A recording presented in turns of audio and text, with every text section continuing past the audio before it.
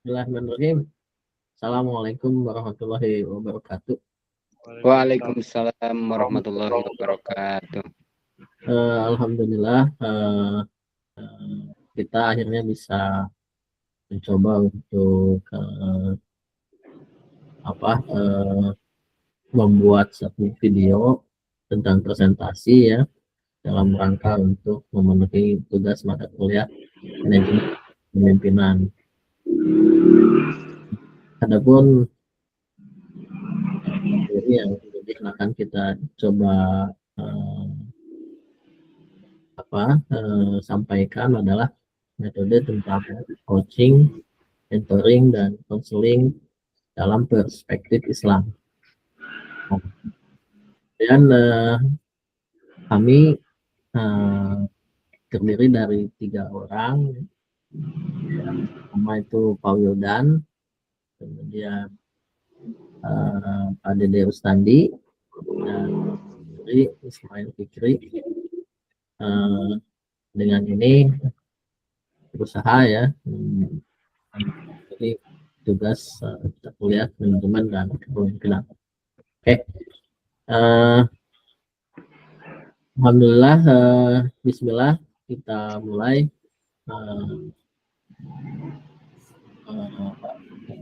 presentasi kita kali ini. Baik, metode coaching itu apa yang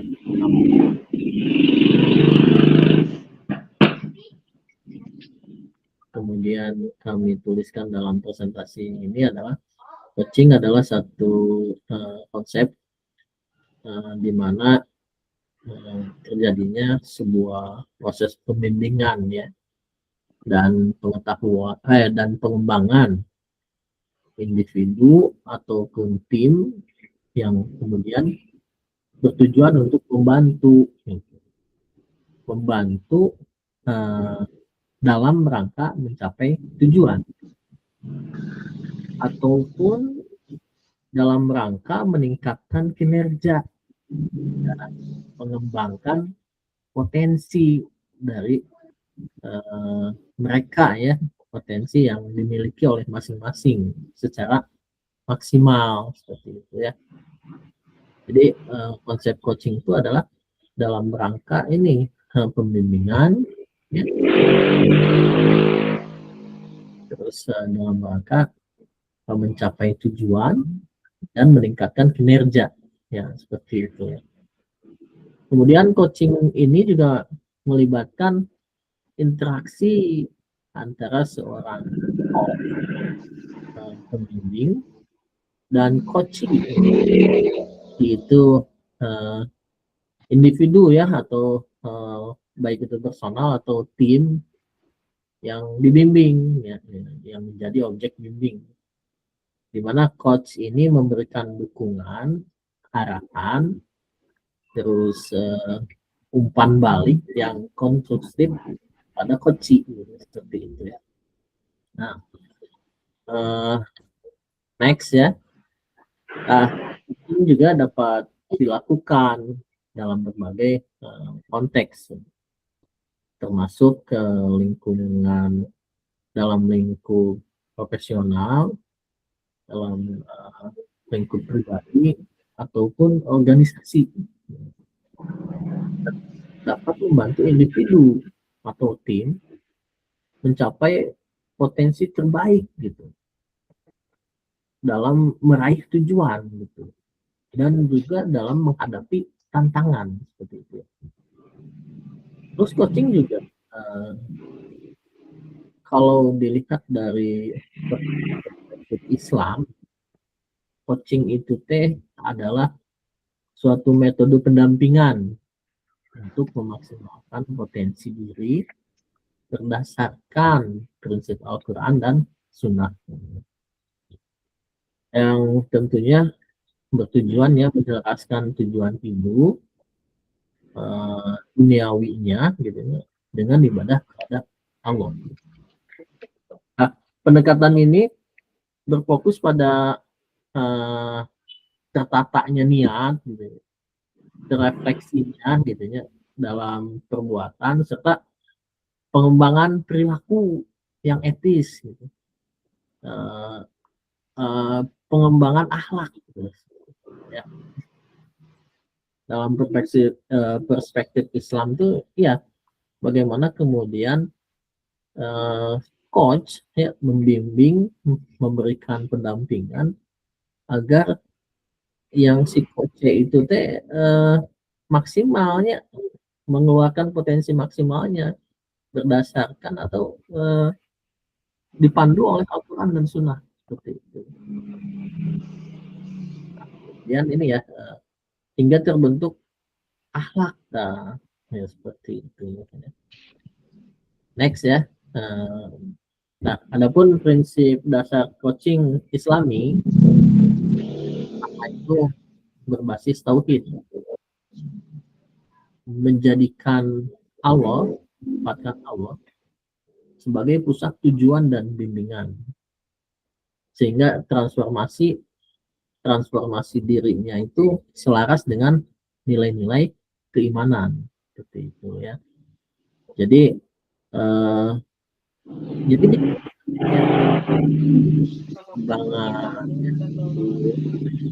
pembinaannya itu dikaitkan pada Allah, tidak lepas daripada Allah, dengan nilai-nilai Al-Quran, dengan nilai-nilai tauhid. Nah, kemudian yang kedua, menata niat, ikhlas. Coaching itu diarahkan untuk meningkatkan kualitas diri sebagai bentuk ibadah, ya. Jadi coachingnya ini tuh untuk meningkatkan kualitas nih dalam ibadahnya. Kemudian yang ketiganya, kemitraan yang setara. Coaching di dalam perspektif Islam ya tidak artinya tidak apa ya, kalau dibilang menggurui ya mungkin tidak menggurui ya, artinya tidak mendikte begini ya, tetapi kemudian begini, menuntun si coach, menuntun objek bina untuk menemukan potensi terbaiknya, seperti itu ya. Jadi tidak mendikte gini dan tidak seperti itu ya. Jadi ada kemitraan yang setara. Nah, kemudian yang keempat, berbasis wahyu dan akhlak. Jadi ada integrasi di sini ya antara coaching profesional dengan etika-etika dalam Islam, seperti itu. Nah, tentunya integrasi itu ditempelkan, jadi dipadankan, selaraskan atau ya berbasis wahyu dengan wahyu dan akhlak gitu ya, bersandar lah gitu pada wahyu dan akhlak gitu. Nah, kemudian adapun tahapan coaching dalam Islam melibatkan beberapa langkah ya. Yang pertama membangun kepercayaan, trust, membangun hubungan berbasis ya gitu. Terus yang kedua, menetapkan tujuan, goal gitu.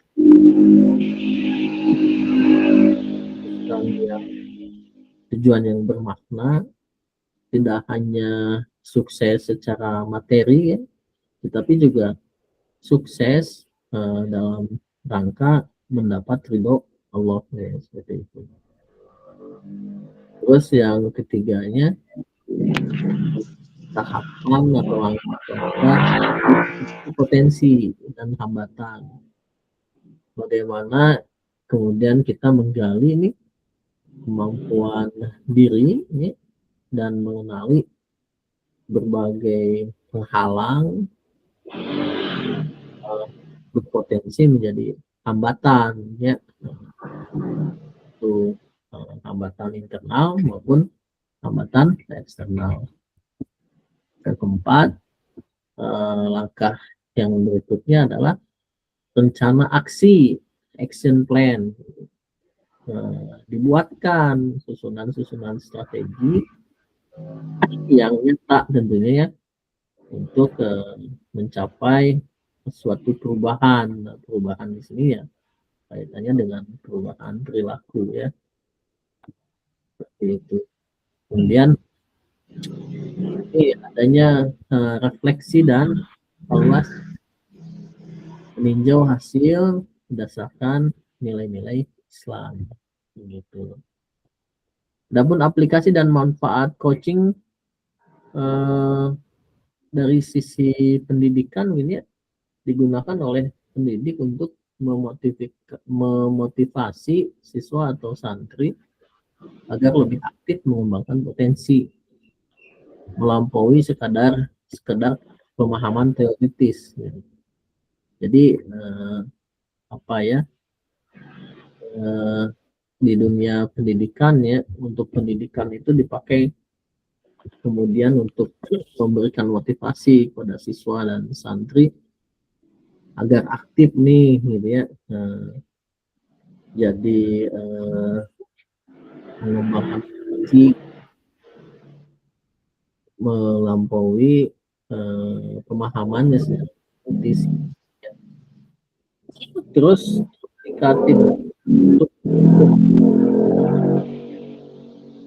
menerapkan gaya kepemimpinan yang suportif seperti di lembaga pendidikan Islam. Terus pengembangan diri, life coaching, membantu individu mengatasi masalah pribadi, menemukan kejelasan visi hidup, dan kualitas ibadah. Selanjutnya, coaching Islami berbeda dengan sekedar konseling ya, karena lebih berorientasi pada pencapaian masa depan dan memaksimalkan potensi terpendam melalui bimbingan yang sejalan dengan wahyu.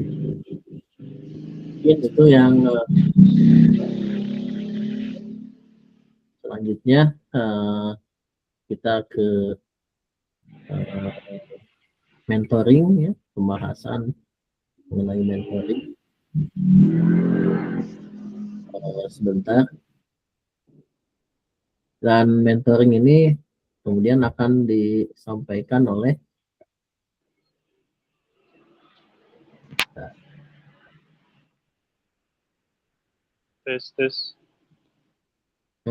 sebentar, nanti akan disampaikan oleh Pak Wildan.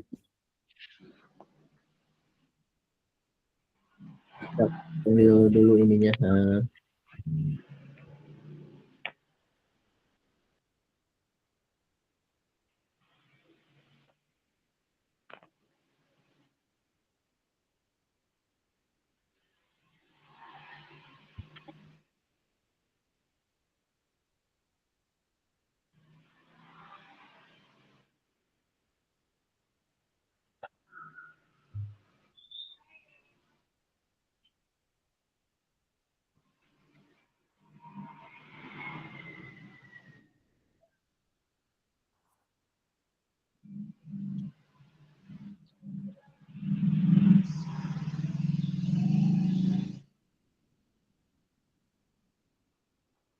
Oke.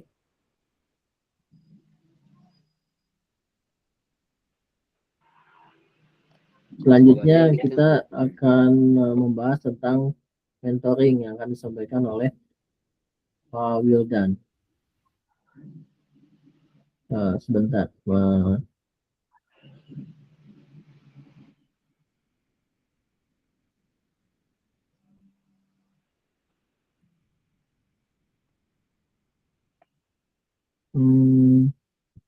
Belum kelihatan ini.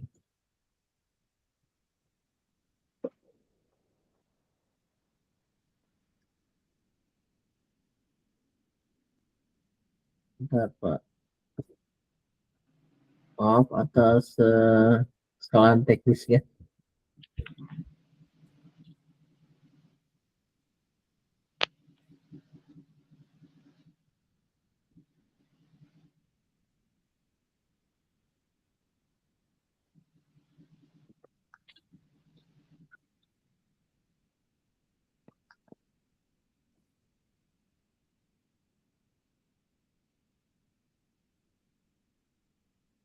Oke, enggak Pak Wildan.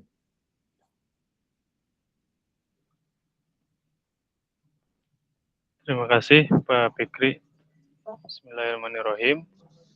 Saya melanjutkan dari pembahasan yang kedua.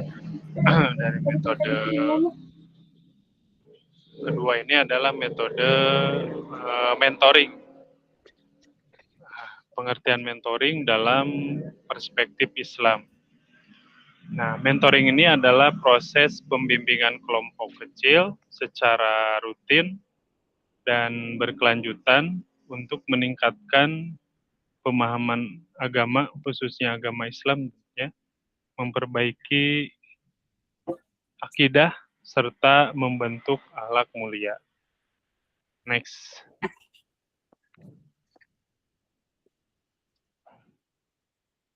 Nah, poin penting mengenai mentoring yang harus kita perhatikan agar sama-sama sampai pada tujuan yang diharapkan. Ada 4 hal yang mesti kita pahami. Yang pertama itu adalah tujuan utama. Nah, tujuan utama dari metode mentoring ini bagaimana membentuk kepribadian dan gaya hidup seseorang berdasarkan Islam. Yang kedua, materi mentoring. Nah, karena poin dari mentoring ini adalah bagaimana tercapainya nilai-nilai Islam menjadi pemahaman keyakinan pada diri seseorang, sehingga materi mentoring tidak terlepas dari nilai-nilai akidah, akhlak, sejarah Rasul, dan para sahabat. Berikutnya, tahapan mentoring. Nah, tahapan mentoring ini memberikan contoh dari mentor, melibatkan menfi sebagai objek yang dimentor dalam kegiatan praktek terbimbing dan juga praktek mandiri. Jadi tahapannya memberikan contoh bagaimana mentoring itu dilakukan, lalu nanti objek harus bisa harapannya bagaimana melakukan hal yang sama untuk menanamkan nilai-nilai materi mentoring tadi, akidah, akhlak, dan sejarah Rasul, atau lebih kepada bagaimana menanamkan akhlak yang dengan contoh Rasul dan para sahabat. Nah, lalu apa manfaat yang akan didapatkan oleh seseorang atau oleh siswa dalam mengikuti kegiatan mentoring? Tentu adalah bagaimana dengan mentoring dalam perspektif Islam ini mampu mencegah pergaulan yang negatif, meningkatkan kemampuan membaca dan memahami Al-Quran, menanamkan nilai-nilai integritas pada siswa atau pelajar. Next, Pak Fikri. Ya. Nah, berikutnya landasan dalil mentoring dalam Islam. Pertama itu adalah bahwa mentoring adalah sebagai satu perintah untuk menuntut ilmu dan mengajar. Itu di Quran surat Al-Alaq 1 sampai 5. A'udzubillahi minasyaitonirrajim. Bismillahirrahmanirrahim. Iqra bismi rabbikal ladzi khalaq. Khalaqal insana min 'alaq. Iqra wa rabbukal akram allazi 'allama bil qalam 'allamal insana ma lam ya'lam. Artinya, bacalah dengan menyebut nama Tuhanmu yang menciptakan. Dia menciptakan manusia dari segumpal darah. Bacalah, Tuhanmu lah yang maha mulia.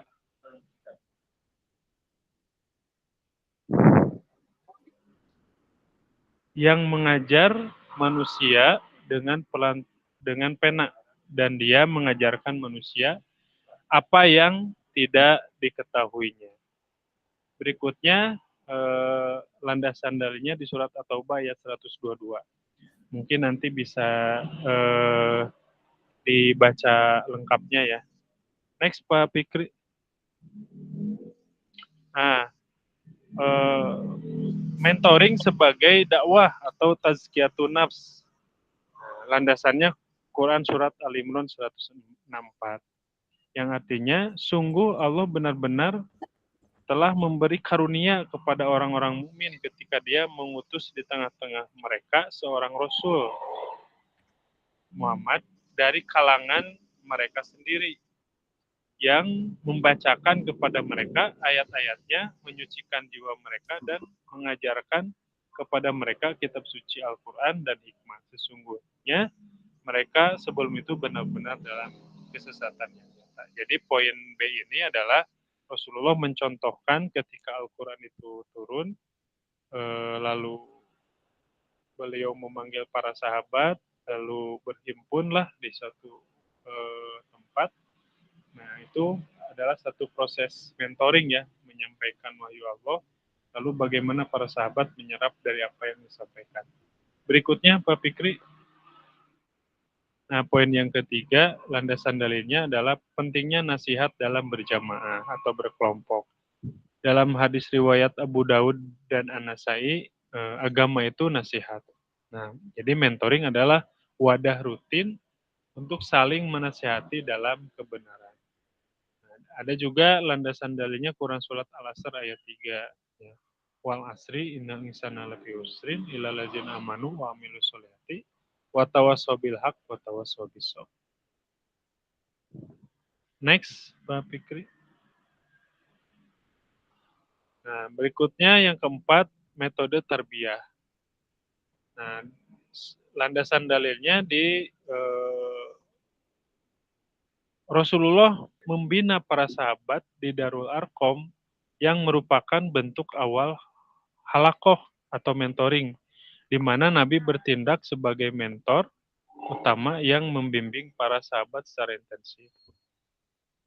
Nah, dialah yang mengutus seorang Rasul Muhammad kepada kaum yang buta huruf dari kalangan mereka sendiri, yang membacakan kepada mereka ayat-ayatnya, menyucikan jiwa mereka, serta mengajarkan kepada mereka kitab Al-Quran dan hikmah atau sunnah. Meskipun sebelumnya mereka benar-benar dalam kesesatan yang nyata. Jadi banyak sekali ya dalil-dalil yang menjadi dasar bagaimana mentoring ini dilakukan, bukan hanya saja hari ini bagaimana kita melakukannya, tetapi dahulu Rasulullah dan para sahabat juga melakukan proses pembelajaran dengan metode mentoring, gitu ya. Berikutnya, Pak Fikri. Nah, tujuan mentoring, sebagaimana di awal disampaikan bahwa pada intinya tujuan dari mentoring adalah bagaimana segala sesuatu yang diharapkan dari kegiatan berhimpun siswa atau pelajar yang dilaksanakan untuk membentuk insan muslim yang mempunyai kepribadian dan gaya hidup yang islami. Gitu ya, jadi dari tujuan mentoring itu. Nah, terakhir, next. Nah, mentoring itu sangat baik dilakukan dalam bentuk halakoh maupun bimbingan lainnya, yang ini terbukti efektif untuk meningkatkan keimanan, ketakwaan, dan akhlak siswa dalam melakukan interaksi belajar di sekolah, baik dengan guru maupun dengan sesama siswa. Demikian kajian metode mentoring yang bisa saya sampaikan. Terima kasih. Wassalamualaikum warahmatullahi wabarakatuh. Selanjutnya kita dipersilakan untuk Pak Dede ya. Nah, Baik, Pak Fikri. benar.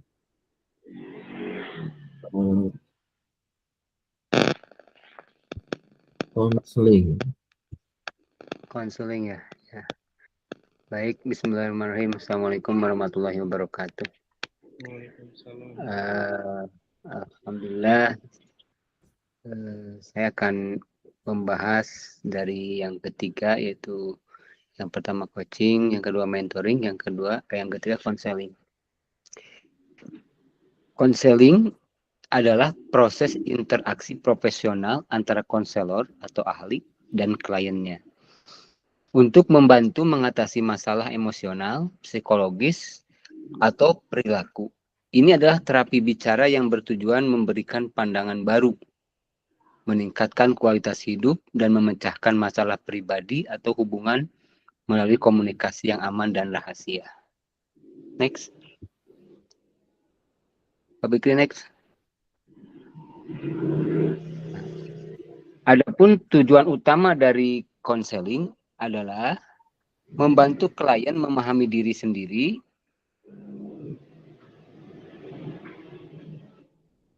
mengatasi stres atau kecemasan, dan meningkatkan kemampuan penyelesaian masalah pribadi. Karakteristik dari konseling itu bersifat rahasia, tidak menghakimi, dan berbasis hubungan terapeutik antara klien dan konselor profesional. Fokus dari konseling yaitu menangani masalah masa lalu, emosi, perilaku, hubungan, karir, hingga pendidikan. Perbedaan dengan coaching, konseling berfokus pada perbaikan masalah, penyembuhan masa lalu, seperti trauma, psikis, dan lain-lain. Sedangkan untuk coaching itu berfokus pada peningkatan kinerja dan potensi masa depan. Next. Konseling dalam Islam adalah proses membantu individu untuk memahami dan menyelesaikan masalahnya dengan menggunakan prinsip-prinsip Al-Quran dan Al-Hadis.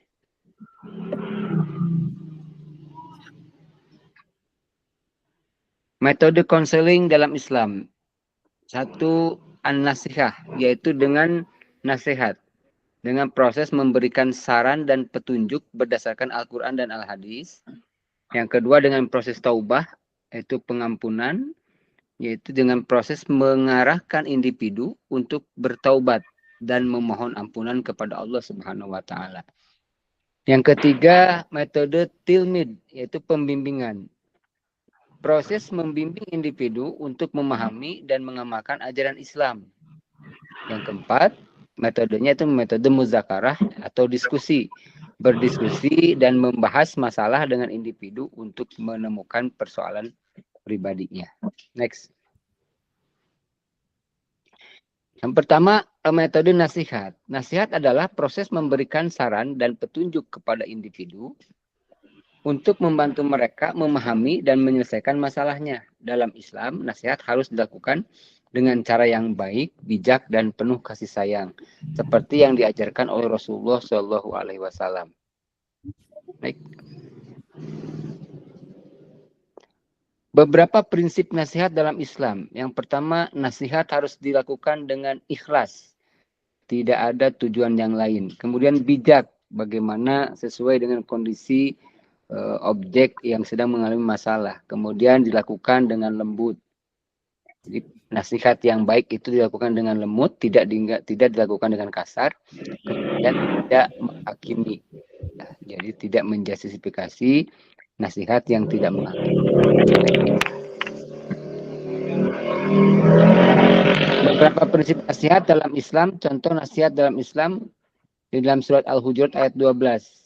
Hai orang-orang yang beriman, janganlah kamu saling menghakimi karena Allah lah yang akan menghakimi. Nah, ini salah satu contoh. Jadi tidak menghakimi. Bagaimana nasihatnya? Itu bijak. Kemudian dalam hadis Rasulullah, nasihatilah orang lain dengan cara yang baik dan janganlah kamu membuatnya merasa terhina.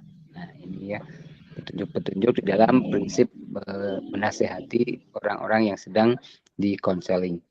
Next.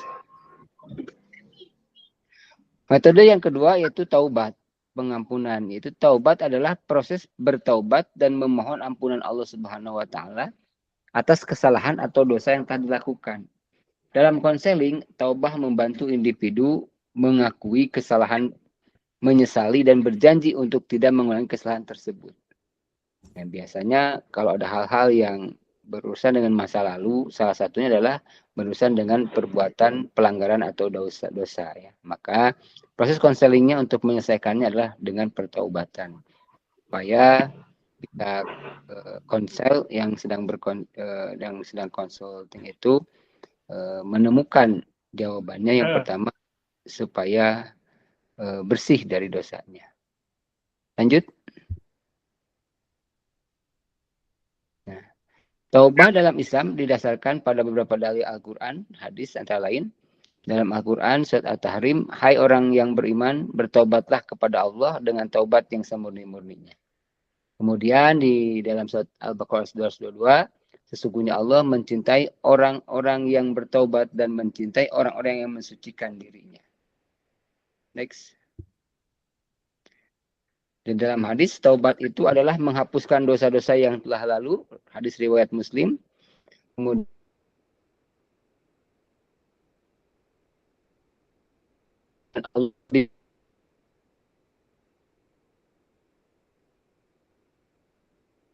gembira dengan taubatnya daripada seorang yang menemukan kembali barang yang hilang. Hadis riwayat. Lanjut Pak.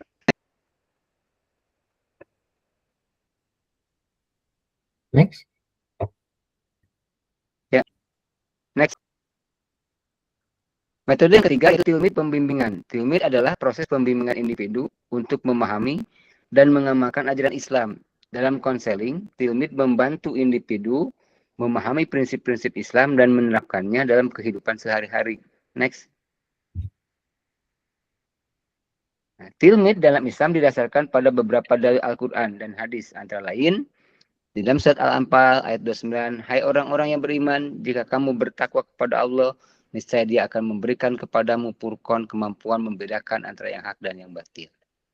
Kemudian di dalam surat Al-Imran ayat 104, dan hendaklah ada di antara kamu segolongan orang yang menyeru kepada kebajikan, menyuruh kepada yang ma'ruf dan mencegah daripada yang munkar. Next. Dalam hadis, sebaik-baik kamu adalah orang yang belajar Al-Quran dan mengajarkannya. Hadis riwayat Bukhari.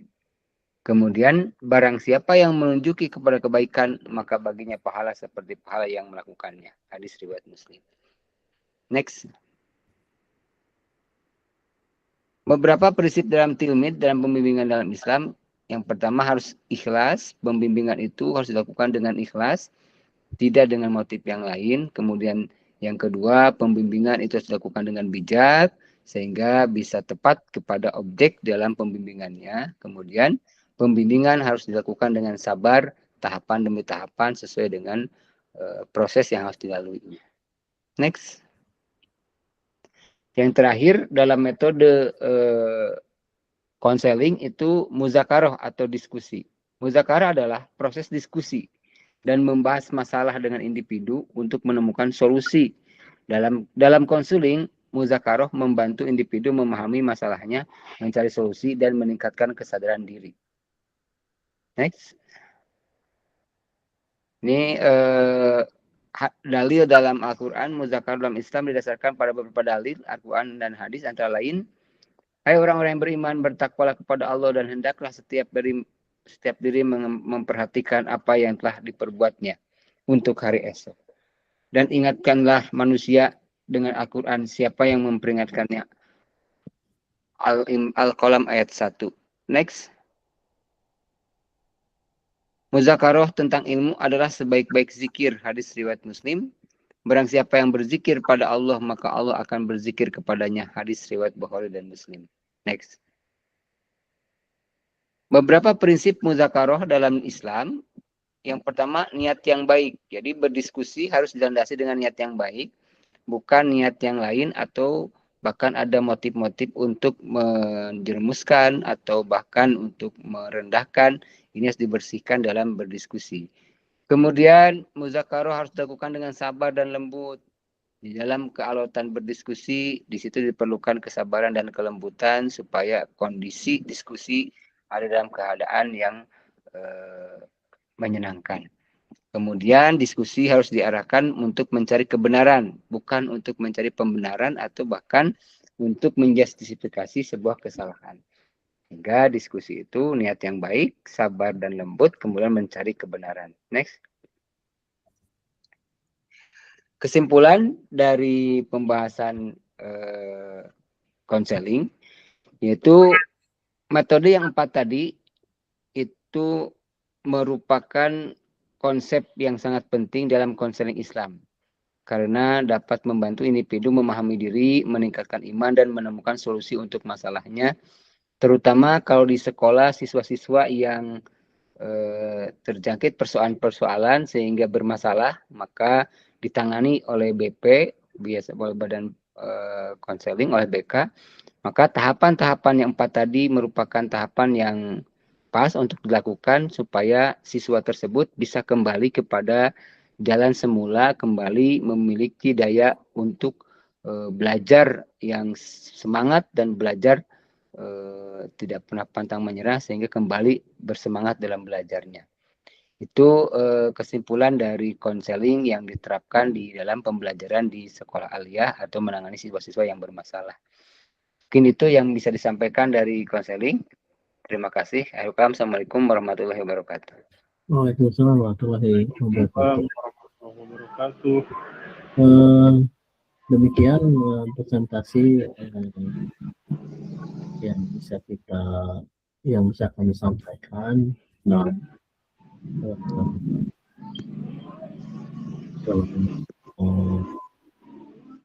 mengenai coaching, mentoring, dan konseling. Semoga apa yang kita sampaikan hari ini bisa menjadi penambah pengetahuan bagi kita, terus kemudian bisa menjadi kuat ya pengetahuan yang sudah kita miliki, ya. Dan kemudian kita bisa sama-sama berusaha menerapkan ya dalam kehidupan organisasi kita, baik itu ya untuk tadi ya untuk diri dan organisasi kita. Mungkin begitu yang bisa kita sampaikan, kita presentasikan. Terima kasih untuk semuanya, Pak Gede, Pak Wildan, Pak Dede. Kita tutup Pak bersama-sama gitu ya. Ya. Dengan hamdalah, istighfar, dan doa majelis. Alhamdulillah.